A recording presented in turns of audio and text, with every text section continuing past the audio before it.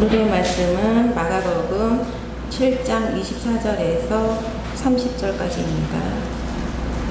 예수께서 일어나사 거기를 떠나 두로 지방으로 가서 한 집에 들어가 아무도 모르게 하시려 하나 숨길 수 없더라. 이에 더러운 귀신 들린 어린 딸을 둔 한 여자가 예수의 소문을 듣고 곧 와서 그 발 아래에 엎드리니, 그 여자는 헬레인이요 수로보니게 족속이라. 자기 딸에게서 귀신 쫓아내 주시기를 간구하거늘 예수께서 이르시되 자녀를 먼저 배불리 먹게 할지니 자네의 떡을 취하여 개들에게 던짐이 마땅치 아니하리라. 여자가 대답하여 이르되 주여 올소이다. 나는 상아래 개들도 아이들이 먹던 부스러기를 먹나이다. 예수께서 이르시되 이 말을 하였으니 돌아가라.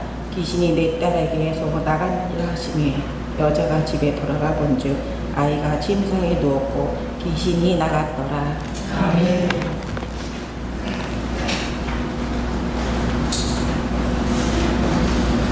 예수님께서 세상에 계실 때에 많은 이적 또 기적을 베푸셨고 많은 병자들을 고쳐주셨습니다.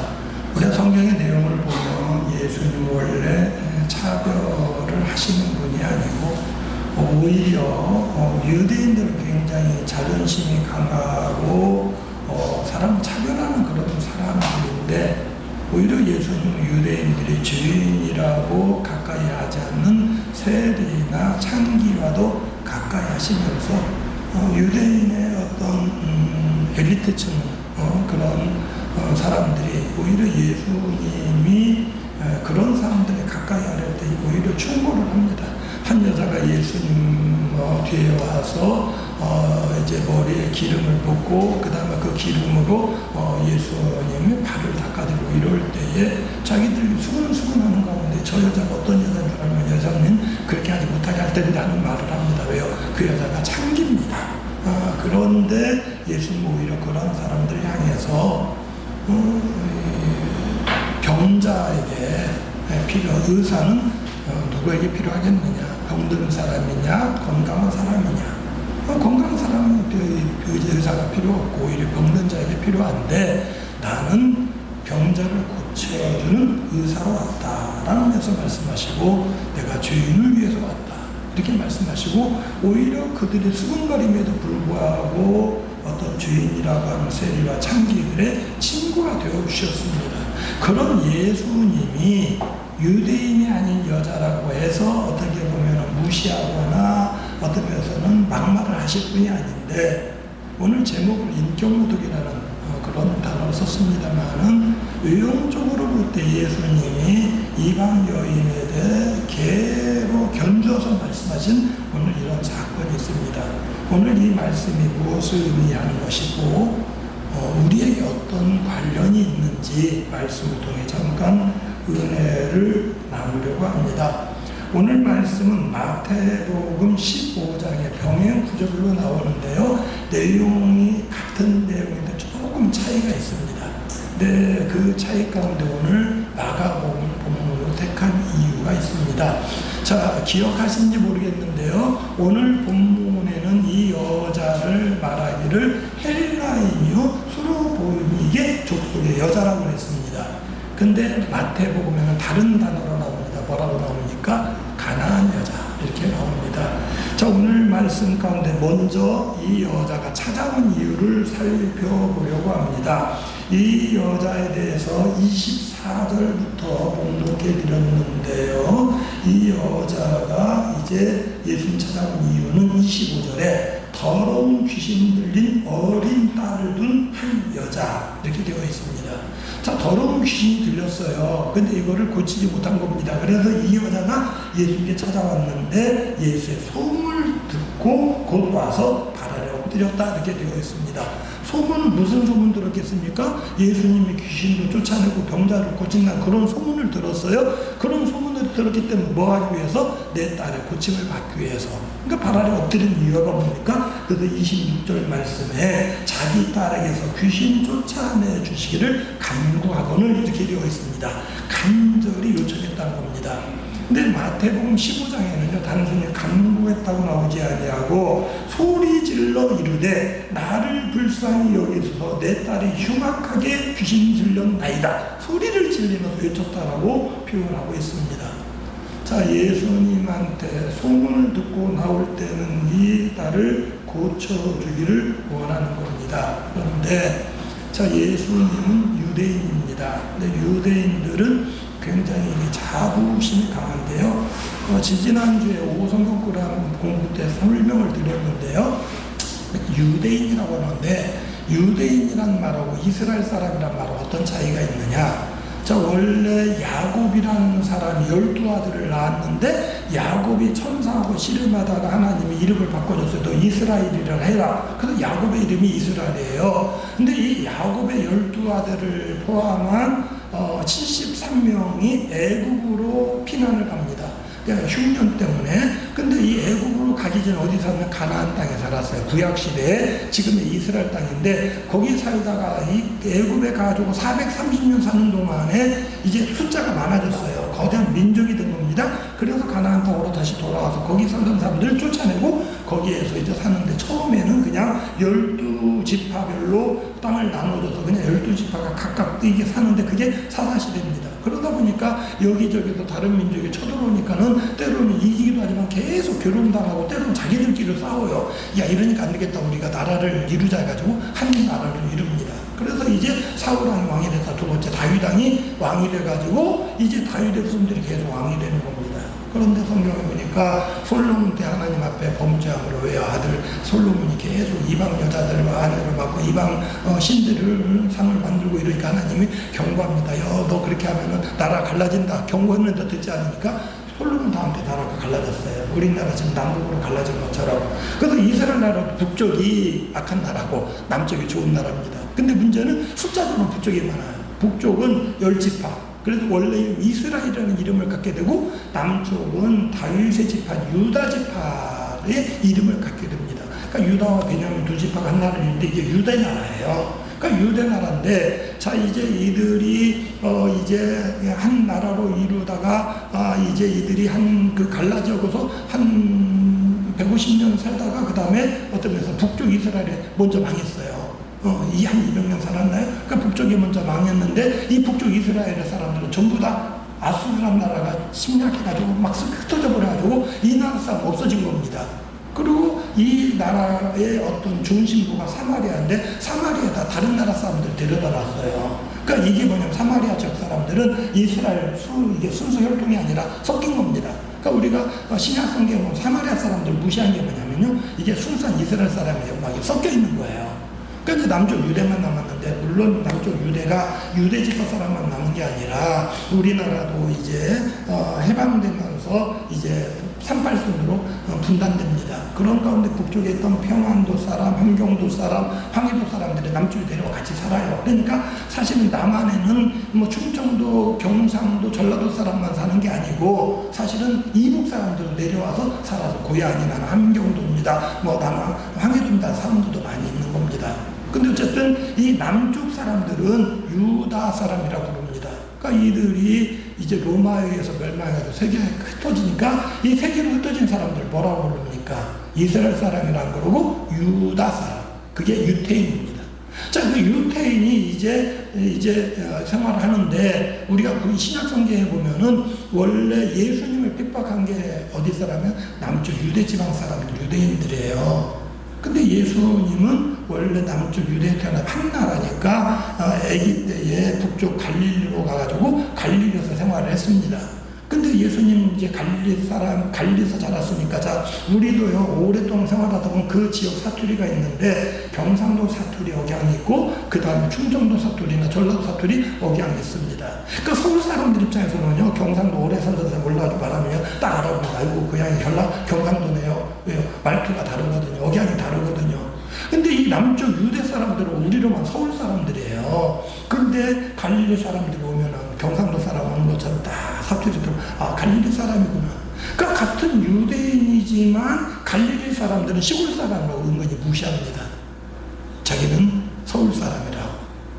근데 또 사마리아 사람들은요, 예수님이 갈릴리에서 자랐으니까 예수님도 갈릴리 사람 억양 있고 사투리 있는데, 이 중간에 사마리아 사람들은 그러니까 이방인들의 피가 섞여 있거든요. 그러니까는 이 이스라엘 나라 살면서 은근히 유대인들에 대한 어떤 면에서는 열등감이 있는 겁니다. 예수님이 와서 말 붙이니까 어떻게 당신은 유대인인데, 예수님 뭐 갈릴리 사람이라 안 그러고 유대인이라고 하는 겁니다. 당신이 유대인인데 왜 우리 사마리아 사람한테 말을 겁니까? 왜요? 일반적으로 유대인들은 교만해가지고요, 사마리아 사람한테 말도 안 걸어요. 그게 뭐냐면은 유대인들의 자존심이거든요. 근데 유대인들의 자존심 가장 큰 게 뭐냐면은, 유대인 외에는 그 주변의 나라, 그러니까 지중해 연안의 모든 나라들이 헬라, 고대 그리스에서 점령을 당했고, 그리고 그 헬라 지역을 로마가 점령을 해서 법적으로는 로마의 통치하에 있는데 문화적으로는 헬라 문화권에 있어서 주변 나라 사람들 다 헬라인이라고 부릅니다. 그럼 우리가 어떻게 할 수 있냐? 로마서를 보면 이제 복음이 증거되는 가운데 복음이 증거되니 첫째는 유대인에게는 다음에 헬라인이다. 그러니까 유대인 외에 그 다음에 다 나머지 헬라인입니다. 자, 오늘 이 여인에 대해서 마태복음에서는 가나안 여자라고 그랬는데, 가나안 여자라는 게 뭐냐면은 원래 구약시대의 그 이스라엘 땅 거기를 그냥 가나안이라 불렀습니다. 그게 이제 이스라엘 사람들이 애굽에 갔다 돌아왔을 때 보니까 대부분 팔레스타인 사람들이 점령을 했는데, 팔레스타인이라는 그러고 가나안이라고 할 때 뭐냐면은 원래 본토 사람이라는 뜻입니다. 원래 이 지역에 살던 원주민이라 소리입니다. 가나안 여자.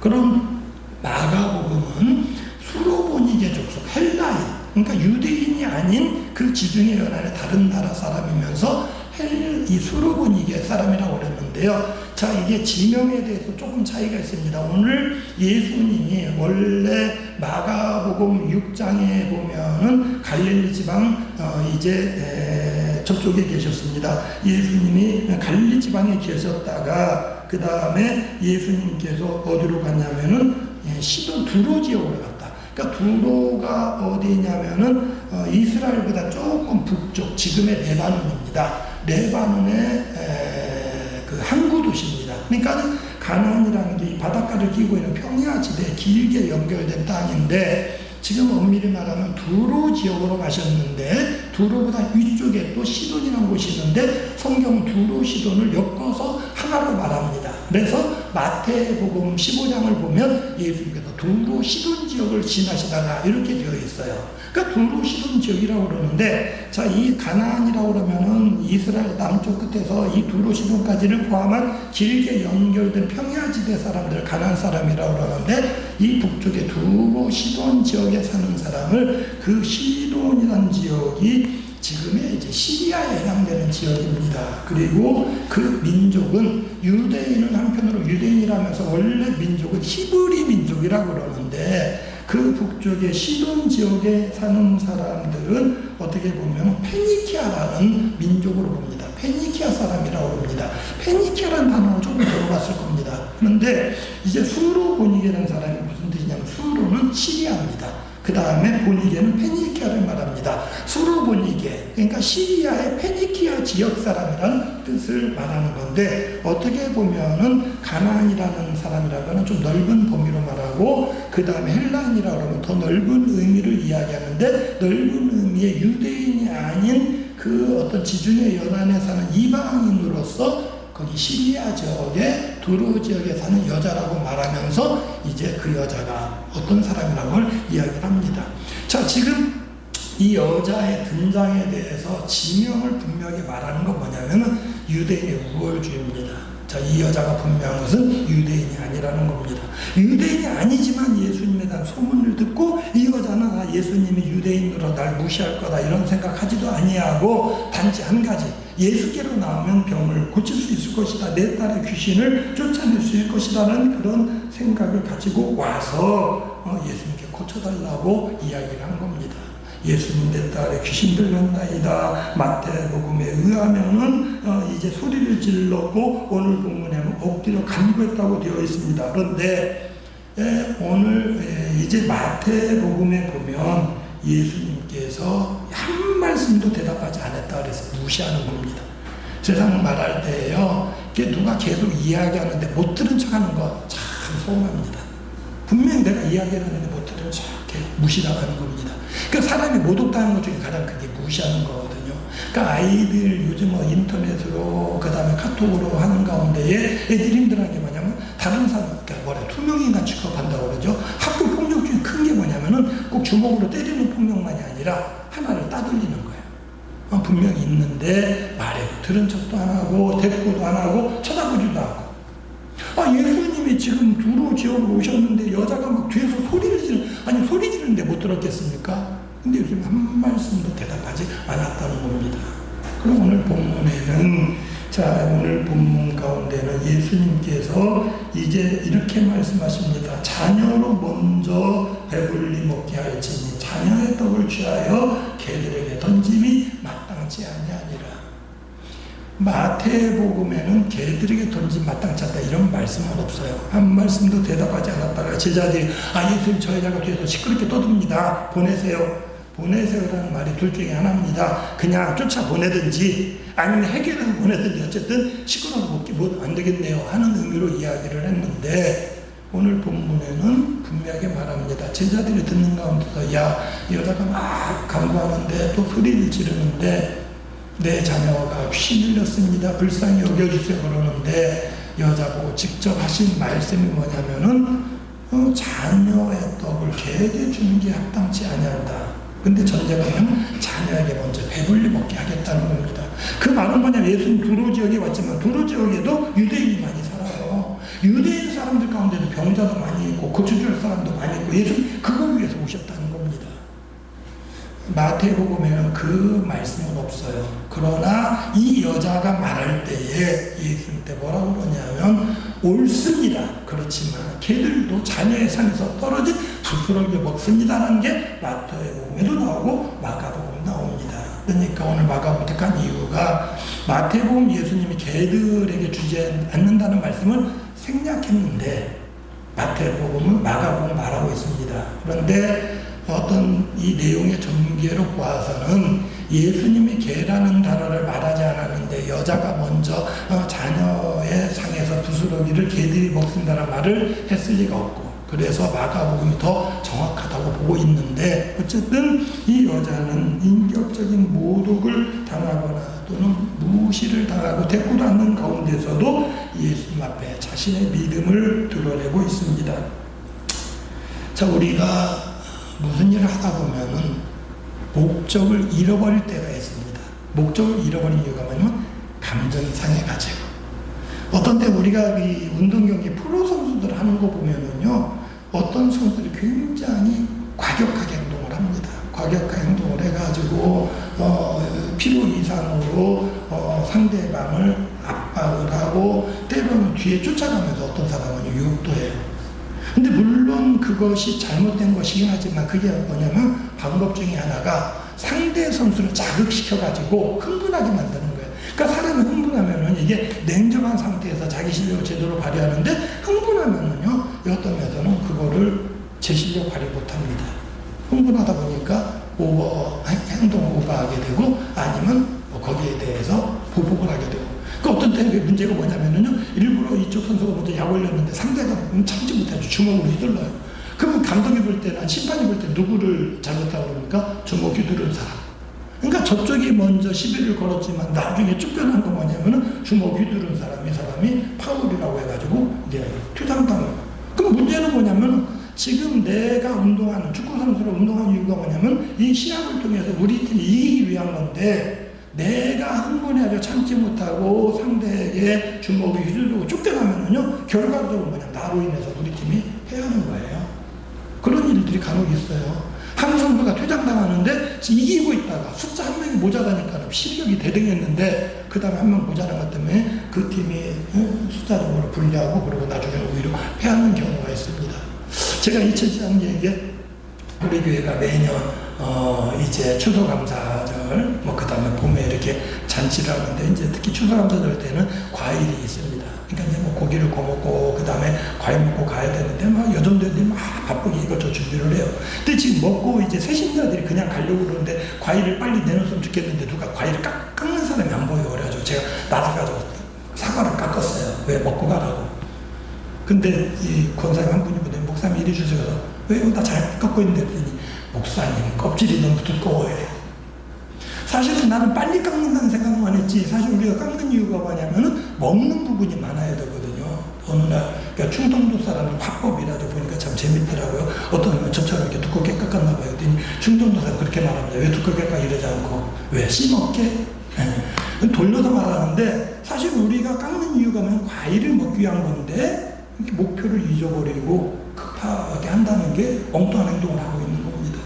그러니까 지금 이 여인이 예수님 찾아온 이유는 뭐냐면요. 내 딸 고침받는 거예요. 내 딸 고침받는 건데 한마디 하기를 야 내가 걔한테는 안 줘. 이러니까 흥분해가지고 왜 내가 걔입니까? 이러고 싸우면은요. 고칠 수 있습니까? 못 고칩니까? 분명한 것은 내가 주님 앞에 나오는 이유와 목적을 알아야 됩니다. 우리 신앙인들이 예수 믿다가 까먹는 게 있어요. 교회 갔는데 내가 인격적으로 모독을 당하는 것 같아. 아, 보니까 교회 원래 잘 나오던 사람들끼리 자기들끼리 친한데 나는 투명인간 취급을 해. 아, 교인들이 알아주지도 아니야. 내가 무슨 이야기를 해도 내 의견을 무시하는 것 같고. 내가 봉사하려고 해도 기회도 주지도 않고. 마치 예수님 앞에 있는 이 여인처럼 아 교인들도 다 똑같구나. 원래 교회 다니던 사람들끼리는 자기들끼리 유대인이고 나는 이방에서 온 헬라인이고 가나안 사람이고 나는 솔로몬에게 족속이고 난 이런 취급을 당하나. 사실은 예수님 직접적으로 말씀하신 것도 아닌데 내 스스로 사실은 그렇게 느끼는 경우가 있고요. 사람 때문이 아니라 내가 신앙생활 또 느끼는 게 뭐냐면은 어떤 사람은 하나님께 기도해가지고 응답받았다고 그러는데 나는 열심히 기도하는데 주님이 들은 척 따라가 무시하는 것 같아. 아, 주님 내가 이렇게 열심히 기도했는데 내가 열심히 하랬는데 가만 보면 어떤 집은 뭐 문제 해결됐다고 어떤 집은 뭐가 이루어졌다고 그러는데 왜 내 문제 이렇게 해결 안 되는지. 그게 뭐냐면 내가 주님 앞에 나온 목적을 알아야 되는데 나도 모르게 내가 스스로 판단하고 내가 보고 있는 겁니다. 왜 나를 못 본 척하는가? 왜 내 기도를 듣지 않으시는가? 왜 내 음성에 귀 기울이지 않는가? 그래서 그거 듣고 화가 나서 돌아간다면요, 나는 문제 해결은 받지 못하는 겁니다. 저 지난번에 말씀드렸는데 구약 성경에 보면요, 아람의 군대장관 나아만이라는 사람이요, 그저 단순히 병고침 받은 게 아니라 참 겸손한 사람이에요.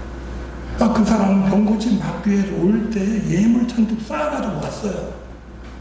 그리고 자기 딴에는 어떤 절차를 거치려고 다른 나라 군 장군인데 남의 나라 가면서 그냥 가면은 뭔가 오해받을까봐 그 나라 왕한테 찾아가가지고 또 자기 개인 의견도 아니고 자기 또 왕한테 내가 그냥 가면 자기네 왕이 또 오해할까봐 왕이요 내가 문둥병이 있는데 저쪽 나라 선지자가 병을 잘 고치자고 합니다.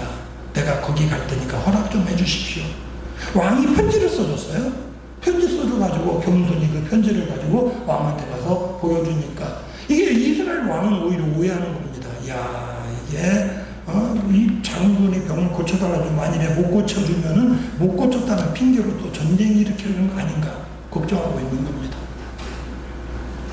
이번 주간에 지난 철학 때 자세히 말씀드렸는데 제가 똑같은 일을 경험을 했는데요. 이제 다음 주 목요일 날 행사가 있는데 주차장이 좁아가지고 제일 나은 게 학교 운동장 빌리는 거여서 저는 절차 밟으려고 공문을 썼어요. 공문 써가지고 우리 행사에 있으니까 이거 좀 해주십시오 라고 공문을 올렸어요. 그랬더니 공문 담당 직원이 행정실에 지금 또 교장 또 휴가 중인데 교장한테 전화했더니 조금 있다 바로 연락이 왔어요.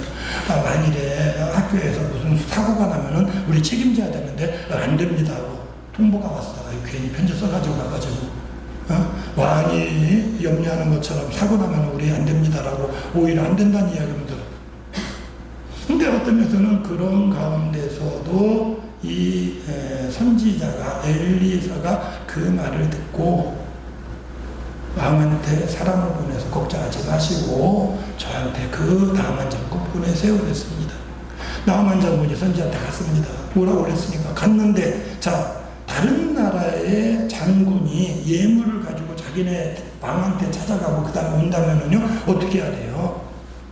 겸손하게 나가가지고 맞아줘야 되는데 이 선지자는 나가지도 않고 보지도 않고 자기 사환시켜가지고 요단강에 가서 7번 씻으랍니다 이랬거든요.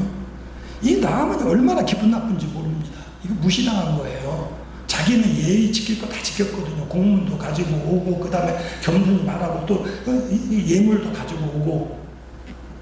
그랬는데 쳐다도 안 보고, 쳐다도 안 보고, 요단강 씻으라고 그러니까 화가 나가지고, 야, 우리 말 돌리자. 우리나라에는 이보다 더 깨끗한 강이 없느냐. 무슨 요단강이 무슨 뭐 성수라고. 더 깨끗한 강이 있는데, 거기 가서 씻으면 낫지. 그리고 돌이키려는데, 하이나나가 지혜로워요. 그러니까 지혜로운 자고 겸손한 자는 특징이 뭐냐. 밑에 사람 말을 들어요. 밑에 하인이 말하기를, 아니 장군님, 아니 선지자가 이보다 더 어려운 거 시켰으면 안 했겠습니까? 더 어려운 거 시켜도 할 텐데 그까짓 거 뭐 어렵다고 왜 못해? 여기까지 왔는데 한번 가서 씻어보세요. 그 말을 들으니까 그래 맞다. 그 말을 듣고 자기 밑에 사람의 말을 듣고 자기 생각에는 자기네 나라 강물이 더 깨끗한데도 불구하고 그 말대로 가서 요단강에서 7번 씻었더니 낫더라는 이야기입니다. 이 사람이 되게 내가 목적이 있어서 왔지만 안 된다고 그 다음에 무시하고 엉뚱한 걸 이야기하면 지금 나만이 화낸 이유 중에 하나가 뭐냐면요. 선지자가 나와가지고 자기 머리에다 손을 얹고 안수를 하면서 하나님 내가 기도하니까 병이 물러가게 하시고 낫게 해주시고 주시옵소서 이럴 줄 알았거든요. 근데 그렇지 않았다는 겁니다. 그러니까 우리가 화가 나는 이유 중에 하나는 내 생각은 달라요. 내가 계산한 거 이렇게 될 줄 알았는데 이런 방법이 있을 줄 알았는데 저도요 이게 안 된다는 학교 안 된다 말고 화가 나더라고요. 방법을 동원하려면 교육청에 또 여기저기 알아보고 알아서 압력도 보고 그건 아닌 것 같아요. 그래서 그냥 최선으로 해보자 그래가지고 이미자 선생님이 교장이었으니까 또 아는 교장이 해가지고 연결해봤더니 그래도 거절을 해요. 또 이현수 집사님은 거기 학교 직원이니까 또 이야기도 했는데 그래도 공무원으로 교장이 안 된다는 거 어떻게 합니까? 그러고 나니까 오히려 마음이 편안해져요. 이렇게 어떻게 하자가 아니라 하나님 기도하면 하나님이 뭐 그날 가만히 분위기 보니까 공문 때문에 안 된다고 그러니까 모른 척하고 세우면 누가 뭐라고 할 거예요. 이제 이런 생각 갖고 있었는데 또 어느 분이 한 분이 그러더라고요. 그 교감생 뭐 하는데요. 교감생 그날 근무니까 모른 척 한다고 그러면 됐구나. 하나님께서는 어떤 방법으로 해결해 주시는데 문제는 뭐냐면 우리 생각으로 내가 원하는 방법, 내가 원하는 절차만을 생각하고 안 되면요 화가 나는 게 뭐냐면 내가 원하는 방법대로 안 됐다는 겁니다. 하나님 기도하는 가운데 우리가 원하는 방법으로 결과 나기를 원하지는 않나요? 늘 말씀드립니다. 하나님의 응답은 다른 방향으로 나타날 수가 있어요. 그게 하나님 일이라고 해도. 이제 바울이 정말 믿음이 좋은 하나님의 사자고 사도 중에 한 사람입니다. 이 바울이 하나님 앞에 능력으로 역사하는 게 바울이 기도함으로 얼마나 많은 병자를 고쳤는지 모릅니다. 심지어는 사도행전에 보면 바울이 손수건을 갖다가 환자에게 놓았더니 그 환자가 나았다는 기록까지 있어요. 근데 그런 바울이 자기의 질병 때만 앞에 기도합니다. 하나님 내가 하나님 일을 하는데 지장이 있어요. 하나님 이것 좀 낫게 해주세요. 그러니까 성경 육체의 가시라고 표현하고 있는데 그것 때문에 기도했는데 하나님 응답을 안 해줘요. 3번씩이나 간구했는데 그러니까 그런 가운데 바울이 하나님 응답을 받은 거 뭐냐면 네 은혜가 족하다. 너 그것까지 해결되면 너 교만해져서 안 돼. 그 교만이 뭐냐면 신앙적인 교만인데 우리도 모르는 새 뭐가 생기냐면 내가 기도했더니 되더라 그러면은요 기도하면 안 되는 게 없는데 그 문제가 뭐냐면 다른 사람이 어려움이 있을 때 기도 안 해서 그래 기도해봐 내가 교만해지는 겁니다. 바울은 자기가 능력으로 하나님의 일을 감당함에도 불구하고 자기 육체의 질병 문제 해결 못했어요. 근데 응답을 통해 깨달은 건 뭐냐면 하나님 내가 교만해질까봐 하나님 이거 남겨두셨구나 라고 깨닫고 그거를 감당해야 되고 있었다는 겁니다. 또 하나는 바울이 선교하는 과정에 이게 개인적인 욕심이 아니야. 선교하는 과정에 아시아로 가려고 하는데 자꾸 막혀요. 우리는 하나님 일이라고 내가 이야기하지만 막힐 때가 있어요.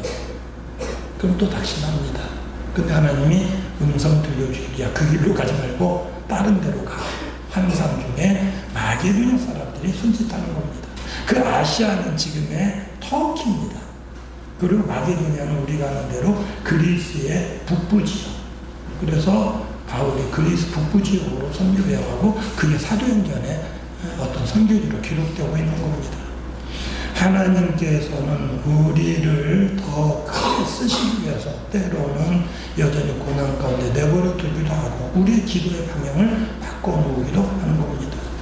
자, 이 여인은 주님 앞에 나와서 간절히 부르짖고 소리질러 외치는 가운데 내 딸이 귀신 들렸나이다 고쳐주소서라고 이야기를 했는데 주님의 그냥 냉담한 음성, 자녀들의 떡을 개에게 주는 게 합당치 않다는 음성을 들었습니다.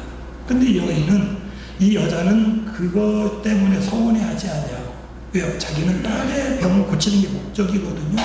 예수님이 뭐라고 나를 구박을 하든 무시를 하든 어떻게 보면은 나에게 모욕감을 주는 말을 하든 개의치 않습니다. 내 목적은 딸을 고치는 겁니다. 내가 가지고 있는 기도의 제목이 뭡니까? 정말로 내가 모욕을 당하더라도 주님이 그냥 안 들어주는 것처럼 무시를 당한다 할지라도 내가 그거 굴복하지 아니하고 해결되기까지 끝까지 매달릴 자신이 있습니까? 주님이 원하시는 게 그겁니다. 주님 사실은요, 이 여인을 아십니다. 어떻게 해요? 이 여인의 믿음이 있다는 걸 아십니다. 근데 예수님이 이 여인의 믿음을 사실은요, 여인을 시험하기 위한 것이라기보다 다른 사람들에게 보여주기 위한 겁니다. 야, 이 여인 믿음 봐라. 보여주기 위한 겁니다. 그래서 개들에게 자녀의 떡을 주는 것이 마땅치 않다라고 이야기를 했더니 놀라운 반응이 나옵니다. 우리가 아는 대로 이 여자가 뭐라고 이야기를 합니까? 오늘 말씀 가운데에 자녀의 떡 먼저 배불리 먹게 할지니 자녀의 떡을 취하여 개들에게 던짐이 마땅치 아니하니라. 분명 듣기에 자기를 개에 비유해서 이스라엘 사람들, 유대인들은 이게 자녀고 자녀에게 줄 어떤 병고침이나 이런 은혜를 이방인인 헬라인이고 수르보니게 족속인 그 여자에게 줄 수 없다는 의미로 말씀했는데 28절 이렇게 말합니다. 주여 올소이다마는 상 아래 개들도 아이들이 먹던 부스러기를 먹나이다. 놀라운 내용입니다. 첫째는 나를 개로 취급을 해도 옳습니다 말하면서 개들도 부스러기 먹는다는 겁니다. 이 믿음이 얼마나 크냐면 개 취급에도 분명한 것은 부스러기가 있다는 거고요. 주님의 은혜는요, 큰 덩어리로만 나오는 게 아니라 나만이 깨달았던 것처럼 꼭 머리를 붙잡고 안수 기도해야만 낫는 게 아니라 그냥 얼굴도 안 비치고 종을 통해서 야 너 어디 가서 씻어 그 말했음에도 불구하고 그것만 들어도 낫는다는 믿음입니다. 주님의 능력에 작은 부스러기라도 있으면 그것도 우리는 만족합니다. 그런 고백이 개들도 아이들이 먹던 부스러기를 먹나이다는 고백에 훌륭한 고백으로 고백해야 하는 겁니다. 오늘 본문은 아쉬운 거는 예수님이 이 말을 하였으니 돌아가라 귀신이 내 딸에서 나갔느니라 예수님이 그 여자에게 말씀하신 그 부분만 나오는데요. 마태복음에는 이렇게 나옵니다. 예수께서 대답하여 이르시되 여자여 내 믿음이 크도다 내 소원대로 되리라. 결국 믿음이 크다는 그런 말씀은 물론 여자에게 주신 말씀, 여자에게 이르되라고 되어 있습니다만은요, 그 말씀을 주변 옆에 거기에 있던 모든 사람이 들은 겁니다. 여자가 얼마나 믿음이 큰지. 개라고 해도 좋습니다. 부스러기라도 좋습니다. 내가 무시당해도 좋고요. 예수님 능력 가운데 조그만 부스러기도 좋은데 그것만 있어도 우리는 충분합니다. 그런 믿음의 고백을 하고 있는 것입니다. 우리가 주님 앞에 기도의 제목을 가지고 나올 때 우리는 어떤 걸 기대합니까?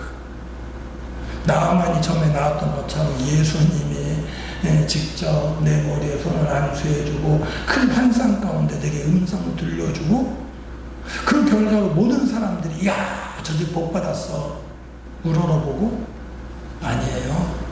어떤 때는 전혀 예수님 음성을 듣지도 못하고 마치 종을 통해서 말하는 것처럼 때로는 강대상의 목사를 통해서 들려주기도 하고, 때로는 내가 기도하는 가운데 혼자 말씀 가운데 깨달아지기도 하고, 때로는 불현듯 성경 구절 가운데 생각나기도 하고, 주님의 음성이 또는 응답이 각각 다르게 나타납니다. 그러나 분명한 것은 그것을 내가 붙잡고 믿음으로 고백합니다. 주여, 부스러기도 좋습니다.